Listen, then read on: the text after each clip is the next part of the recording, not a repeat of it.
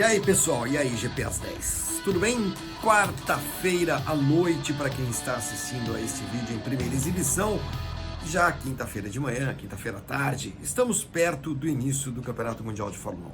Mas eu vou falar hoje não do Grande Prêmio da Austrália, vou falar de piloto brasileiro na Fórmula 1. Tá na hora de a gente falar sobre Sérgio Sete Câmara, vamos lá?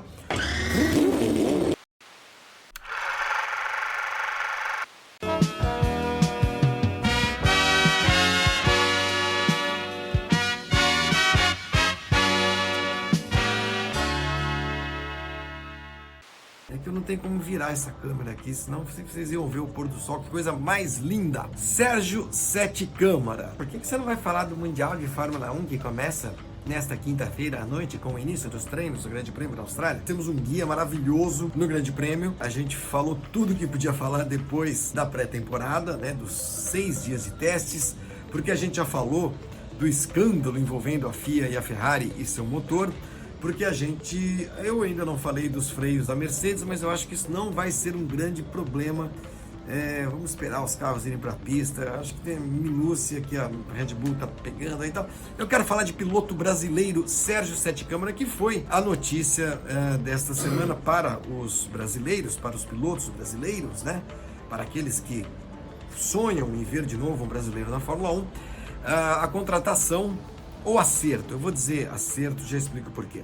O acerto do Sérgio Sete Câmara com a Red Bull para ser piloto reserva, tanto da Red Bull quanto da Toro Rosso.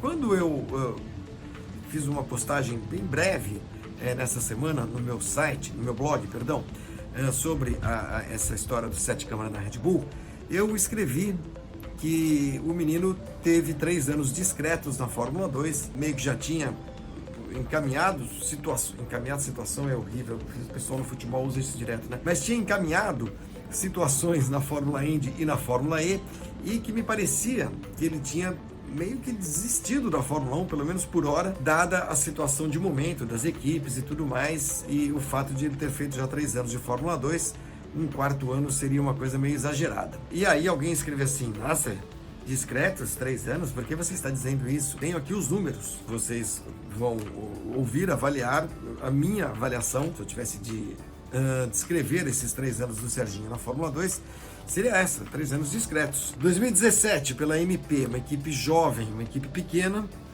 da Holanda. 2018 e 2019 pela Carlin, que é uma equipe grande. 65 corridas, 3 vitórias, 3 poles, 17 pódios e 4 melhores voltas. Discreto não é uma crítica, discreto não é ruim, discreto não é uma porcaria, discreto é o que é, discreto, né? Não foram anos brilhantes, em nenhum deles o Sérgio lutou pelo título. Outros pilotos se destacaram nesses últimos 3 anos, tanto que vários deles na Fórmula 2 subiram para a Fórmula 1 e estão indo muito bem. O caso do Albon, o caso do Lando Norris, caso do Charles Leclerc, caso do George Russell. Acho que a gente vai ver o verdadeiro George Russell nesse ano, né?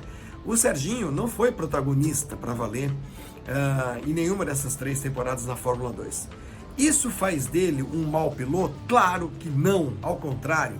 Acho o Sérgio Sete Câmara bom piloto, ótimo esportista, ótimo atleta, cara muito dedicado, é muito novo. O Serginho tem 21 anos, gente, vai fazer 22 agora em maio.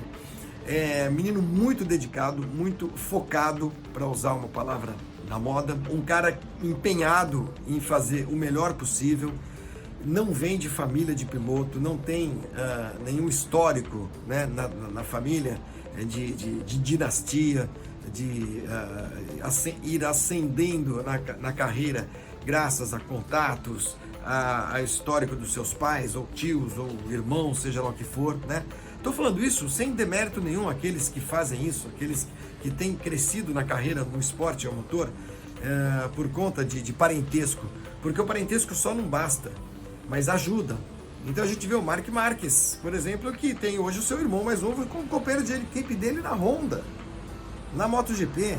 E aí tem a dinastia Fittipaldi, a dinastia Piquet, a dinastia Schumacher, a dinastia Alesi, a dinastia Nakajima, tantos, poxa vida, tantos e tantos que vão crescendo na carreira. porque vem de um meio, do esporte a motor, vem do automobilismo, vem do motociclismo, as suas famílias vêm desse meio. Sainz Júnior, claro, como esquecer dele. Só que é o seguinte, só isso não basta, evidente. Então tem gente que vai ficando pelo meio do caminho e tem gente que vai crescendo, e não há nada de errado nisso. Quando eu digo que o Serginho não vem de uma família de automobilistas, né, de gente ligada ao esporte motor, isso só valoriza a ascensão dele no automobilismo. É de família rica? Sim. Pai do Serginho, o Sérgio Sete Câmara, que é presidente do Atlético Mineiro, é um advogado muito bem sucedido. É claro que a sua posição ajuda nos contratos que ele tem de patrocínio, naquilo tudo que vem ajudando o Serginho a subir na carreira. Não tem demérito nenhum, não tem nada de errado. É assim. O automobilismo é assim. Raros são os casos de pessoas que vêm de classes economicamente falando mais baixas, gente pobre, né? É isso mesmo, não tem, sem meias palavras, vamos parar também de meias palavras aqui. É dificílimo gente pobre subir no automobilismo, porque o automobilismo custa muito caro, né? Custa muito caro. Então, para você ir crescendo, sair do kart, ser vitorioso no kart, chegar a uma categoria, uma Fórmula Renault, Toyota, Indy Lights, Fórmula 3, ir crescendo, mesmo na 3 brasileira, na 3 sul-americana, por onde o Serginho passou e tudo mais, custa uma bala, gente, custa uma bala. Mas é preciso ter talento também, só dinheiro não leva ninguém a lugar nenhum. Sem dinheiro, hoje, ninguém chega a lugar nenhum, raríssimos são os casos, raríssimos, tá? Então eu estou aqui apenas retratando uma realidade, não estou aqui dizendo, o Serginho chegou só porque é rico, o Mick Schumacher chegou só porque é filho do Schumacher. Sim, também, mas não se sustenta se não tiver talento, em nenhuma categoria, porque tem muita gente rica também, tem muito parente de piloto, de ex-piloto, não sei o quê, que pode ser o parente, ter o parentesco que for, se não tiver talento, capacidade, dedicação, qualidade, esforço, não chega em lugar nenhum. Então, tudo isso para dizer que o Serginho chegou à Fórmula 2, fez 3 anos de Fórmula 2, como eu disse, discretos, porque a gente tem de compará-lo aos outros pilotos da sua idade, da sua faixa etária, que obtiveram resultados nesses últimos anos. Nick De Vries, por exemplo, que está com a Mercedes agora na Fórmula E. O Sérgio, ele se manteve sem grandes, excepcionais resultados, mas também muito longe de ser um piloto de má reputação na Fórmula 2. E está entrando pelas brechas que lhe são oferecidas, que a sua situação financeira permite, né? E que ele vislumbra. Eu achava que ele estava fora da Fórmula 1, né? Não é questão de timing, às vezes, porque hoje a gente tem um grid com 20 pilotos, sendo muitos deles bastante jovens e muito talentosos. Vou repetir os nomes: Norris, Russell, Leclerc, Sainz, o Gasly, o Verstappen, o Albon. Aí, já falei 7, né? Então, assim, a gente tem hoje um grid muito qualificado na Fórmula 1. Tem aí o Stroll, que muita gente, eu mesmo não gosto, mas que tem lá seus resultados, não dá para questionar, né? Embora, como eu disse, eu não acho. E esse é um cara que chegou à Fórmula 1 por causa da grana, né? Certamente. Mas se não tivesse resultado também e capacidade de ganhar um carro da Fórmula 1, não estaria lá. Então tá difícil hoje arrumar uma vaga na Fórmula 1. Então tudo isso, estou com 10 minutos falando para dizer o seguinte, que essa possibilidade de Red Bull, e por que eu estou dizendo, eu não estou usando contratação, porque há negociação, né, com a Red Bull, como houve lá atrás, quando ele era piloto da turminha da Red Bull em 2016, muito jovem, né, mas foi o suficiente para que a Red Bull o conhecesse. Teve um custo, mas foi suficiente para que a Red Bull o conhecesse e o acompanhasse em 3 anos de Fórmula 2. E a Red Bull, do tamanho que é, não faria uma negociação, vamos usar assim, com um piloto para ser reserva dela, Red Bull, e da AlphaTauri, da antiga Toro Rosso, se o piloto não tivesse condições de chamado numa emergência, sentar lá e guiar, né? Então é o caso do Serginho. É o caso mesmo. Estou falando da Red Bull, gente. Se amanhã o Verstappen tem uma dor de barriga, amanhã na Austrália, comeu muito canguru e não tem outro para colocar no lugar, vão colocar o Sérgio Sete Câmara, porque ele está como piloto reserva da Red Bull agora. É uma posição muito mais sólida do que aquela do ano passado como piloto de desenvolvimento da McLaren. Não era nada. O Serginho não seria o piloto para guiar o carro da McLaren se acontecesse alguma coisa com o Sainz ou com o Norris. Chamariam o Alonso, entendeu? Era uma posição, também uma negociação envolvendo patrocinadores, envolvendo, enfim, empresas, dinheiro e tudo mais, mas para manter o Sérgio com um pé dentro da Fórmula 1, o que é importante, era importante. E aí acabou, e no final do ano a gente viu ele negociando com a Fórmula Indy, com a Fórmula E. Achei que estava fora do seu horizonte próximo, pelo menos a Fórmula 1, mas não, volta a estar. Ah, ele vai ser piloto da Red Bull? Não, calma, não é nada disso. Vai ser o nosso próximo Ayrton Senna? Não, calma. Mas ele está agora numa equipe que tem duas frentes, a Toro Rosso, a AlphaTauri e a própria Red Bull, né? Com possibilidades de eventualmente fazer um treino, fazer um teste, não é? Já fez. Gente, o Serginho tem 2 dias de testes na Fórmula 1. Um pela McLaren, pouquíssimas voltas, e um dia de testes pela Toro Rosso lá atrás, em Silverstone. Ele andou bastante até, 400 km, eu acho, uma coisa assim. Bastante. 480 km, acho que no total. Enfim, não importa. 500 km. Tem 500 km dentro de carro de Fórmula 1.